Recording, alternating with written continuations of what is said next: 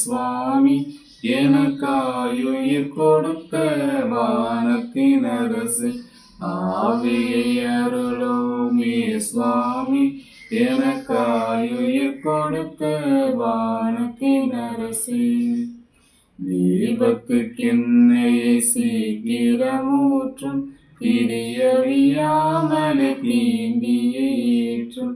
தீபத்துக்கென்னையை சீக்கிரமூற்றும் திரியறியாமலே தீண்டியை ஏற்றும்.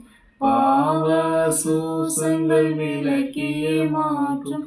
பாவ சூசங்கள் விலக்கிய மாற்றும்.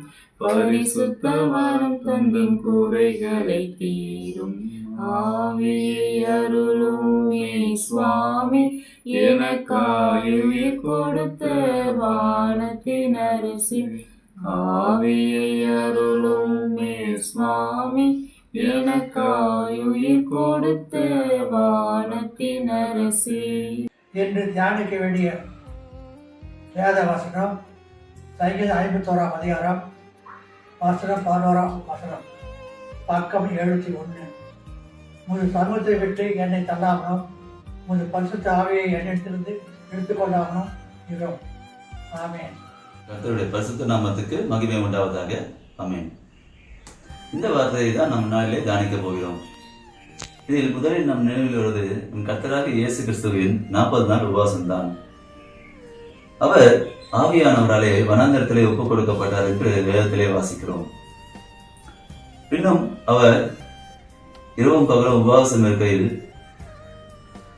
அவருக்கு பசி உண்டாயிற்று. அப்போது சோதனைக்காரன் அவரை சோதிக்கும்படியாக வந்தபோது அவர் சிறிதும் தயங்காமல் தேவனுடைய வார்த்தைக்கு கீழ்ப்படிந்து பின்னும் அவரை சோதனையிலிருந்து வென்றார் என்று நம் வேதத்திலே வாசிக்கிறோம்.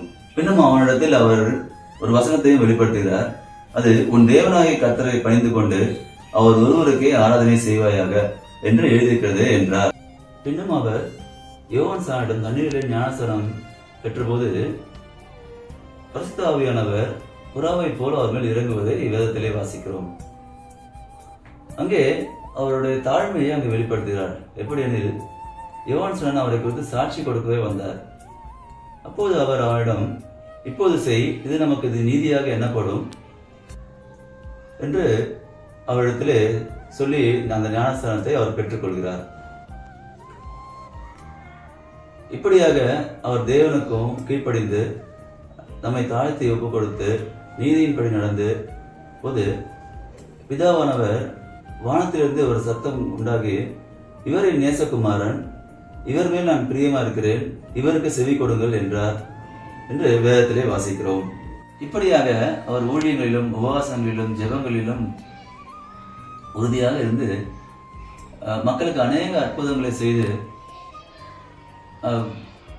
அப்போஸ்தலர்களுக்கும் அவர் போதனைகளை அறிவித்து அவர்கள் விசுவாசத்திலே தங்களை காத்துக்கொண்டு அவர் செய்து நிறைவேற்றின நற்காரியங்களை தாங்களும் செய்து ஜெபங்களில் ஒன்று கூடி இருக்கையில் பெந்தகோஸ்தே நாளன்று பரிசுத்த ஆவியின் வரங்களே அவர்கள் பெற்றார்கள் என்று கூட நம் வேதத்திலே வாசிக்கிறோம்.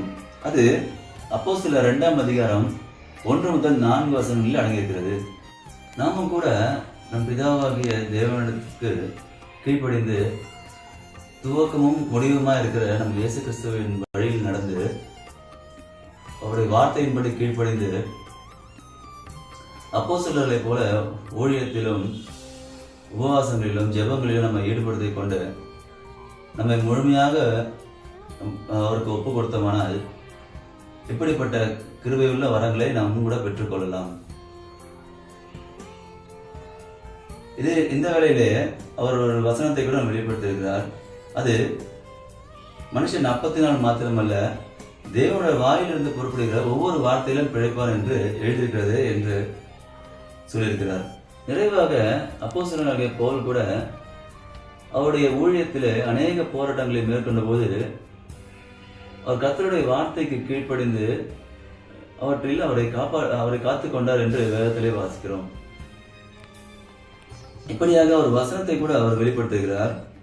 அது 2 தீமோத்தேயு 4ஆம் அதிகாரம் வசனங்கள் 7-8 அடங்கியிருக்கிறது. நல்ல போராட்டத்தை போராடினேன், ஓட்டத்தை முடித்தேன், விசுவாசத்தை காத்துக்கொண்டேன். கர்த்தர் அந்த நாளிலே எனக்கு அதை கொடுப்பார், அவருடைய வருகையை விரும்பும் அனைவருக்கும் அதை கொடுப்பார் என்று சொல்லியிருக்கிறார்.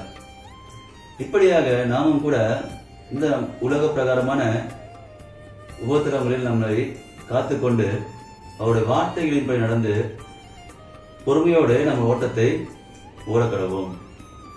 அப்போது இந்த பரிசுத்த ஆவியின் வரங்களை நாமும் அவர் மூலமாய் நிறைவாக பெற்றுக்கொள்ளலாமே.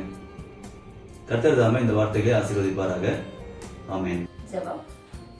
எங்களை அதிகமாக நேசிக்கும் நல்ல தகப்பனே, இந்த அருமையான காலை வேலைக்காக நாங்கள் நன்றி செலுத்துகிறோம் கர்த்தாவே. இந்த நேரத்தில் கூட கர்த்தாவே உம்முடைய வேதத்தை நாங்கள் தியானிக்க எங்களுக்கு ஒரு நல்ல தருணத்தை கொடுத்திருக்கு கர்த்தாவே. அதற்காகவும் நாங்கள் நன்றி செலுத்துகிறோம் கர்த்தாவே. அப்பா, இந்த வேத வார்த்தையின்படி நாங்கள் நடக்க எங்களுக்கு வழிநடத்தி காத்துக்கொள்ளும் கர்த்தாவே. அப்பா, இன்னும் கூட கர்த்தாவே திருச்சபைக்காக வேண்டிக் கொள்கிறோம் கர்த்தாவே. திருச்சபை மக்களின் ஆசீர்வதித்து காத்துக்கொள்ளும் கர்த்தாவே. எங்களுடைய சபை போதவர்களுக்காகவும் நாங்கள் நன்றி செலுத்துகிறோம் கர்த்தாவே. அவர்களையும் ஆசீர்வதித்து காத்துக்கொள்ளும் கர்த்தாவே. இந்த நேரத்திலே நாங்கள் செய்கின்ற ஒவ்வொரு வேலையோடு நீ வழிநடத்தி பாதுகாத்து காத்துக்கொள்ளும். இப்போ இயேசுவின் ஜெபம் கேட்க நல்ல வல்ல பரமபிதாவே. ஆமென்.